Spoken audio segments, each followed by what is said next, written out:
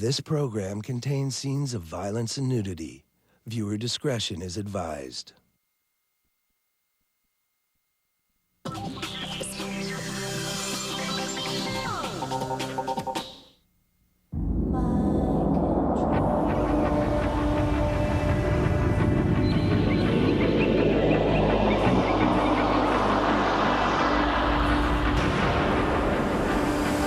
Storytelling. Editing is one of the more important factors that make motion pictures the world's greatest entertainment. And yet, few people outside the motion picture industry have a knowledge of the functions or possibilities of editing motion picture film. Movies were a new art form of the 20th century. The only new element of that art form was editing. Editing is a form of communication. The writer uses words, the director uses the camera, the editor uses the shot. To put those shots together, Like a jigsaw puzzle. one needs some kind of mechanism. Filling the audience with fantasy. For the audience flashing. Editing is influenced by all art forms. Photography existed before, acting, set design, Dance, costumes, painting, music. But it was editing, the juxtaposition of the images, that was new to the art form. It's hard to see what editors are doing.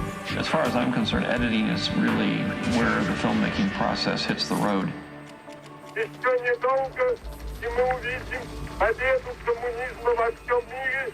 Мы увидим основание Всемирной Федеративной Республики Советов. It's so hard to define editing. It really is. You have to watch somebody do it, I think, to really fully understand. Editing is the construction of the story, is how to put the different elements together and tell the story in an effective way. Editing is showing the audience what they want to see when they want to see it. All motion pictures are based upon the foundation of juxtaposition of shots. In fact, a backwards look at the history of cinema is largely the history of editing.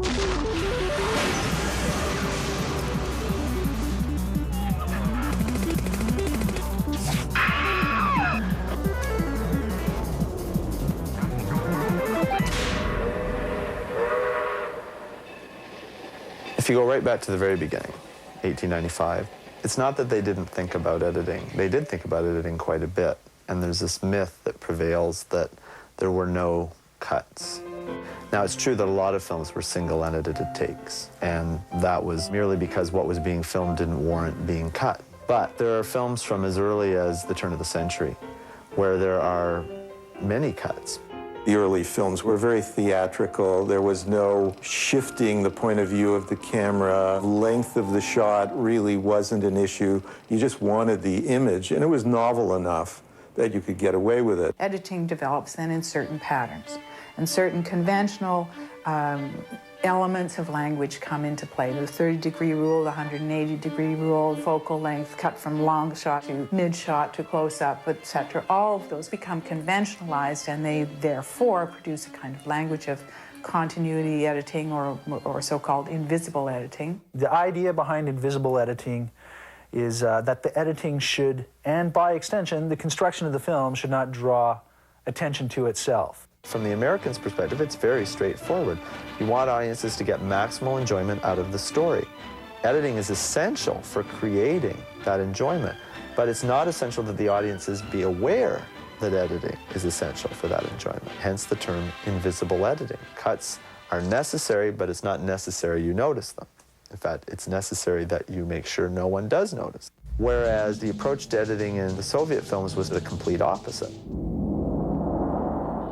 The history of editing in the 20s is the history of Soviet cinema. The Soviet filmmakers began to pioneer profound psychological implications of what editing could do. Lev Kuleshov was one of the Soviet experimenters. One of the things that he did was show how meaning and emotion was invested almost in between shots. You have a neutral shot of a man, and then cut to a shot of food, and then back to the man. The meaning of that is the man is hungry. You intersperse a baby, the meaning is parental affection or love. The meaning changes, although the shots stay the same. That whole idea, it's really a basic principle of editing, is the fact that you can cut to a close-up, and the close-up feeds off against what follows it. and you can go back and forth, and that way you create drama just by holding on somebody's face. And it's a matter of realizing the power of montage, of one thing following another. All these things have a very powerful effect on you as you watch a film. Obviously, a lot of film directing is based on these ideas. Both 3PO and Darth Vader, we created a face that was very, very neutral. It had to be perfectly neutral in order to be able to display the emotions of the moment onto this neutral surface. And those emotions were created by what the shot was before and after it, and what was the emotional context. Battleship Potemkin is a great work of art. It is constructed to draw you in and to produce emotion, and the Odessa step sequence is probably the best example of that. Eisenstein says all you have to do is organize the shots to clash with one another so that you produce the drama not in the nature of the story, but rather in the clash of images. And it's all presented in an orchestrated way to horrify you.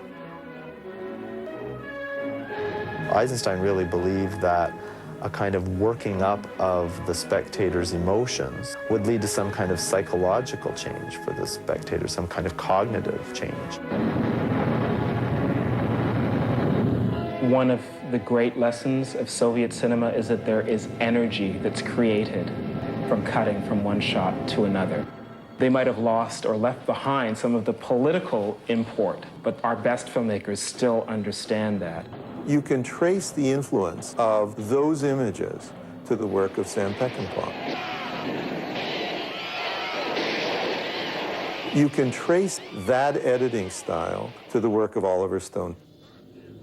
Those are filmmakers who were directly influenced by Sergei Eisenstein and by Soviet cinema. On Scorsese himself, the impact of the great Russian editing style of Eisenstein and the others was enormous. In fact, we referred back, he had me look at clips of films for Gangs of New York. Scorsese wanted me to see if we could be influenced by things that Eisenstein had done. Prepare to receive the true Lord! It was for the battle sequence.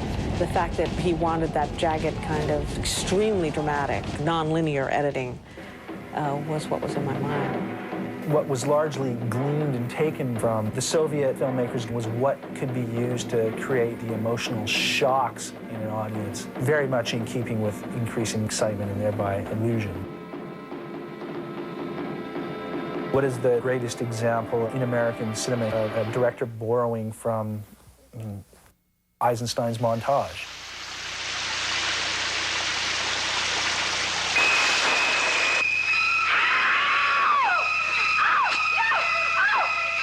What has to be said about the shower sequence is it's pretty horrifying. So how do you emphasize the horror?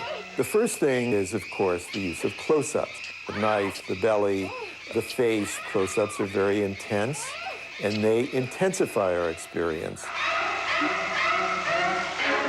There, editing is used as a kind of assault on the viewer, and this was a novelty at that time. To have the act of killing rendered as the act of editing is very powerful. From the beginning of filmmaking, it's all been about escapism. And how do you achieve escapism? Well, let the audience be sucked into the illusion. Don't make them aware of the editing itself. I've always thought about the hand of the storyteller. Sometimes you feel that hand. When the audience feels where they're being taken, they feel complicit in the storytelling.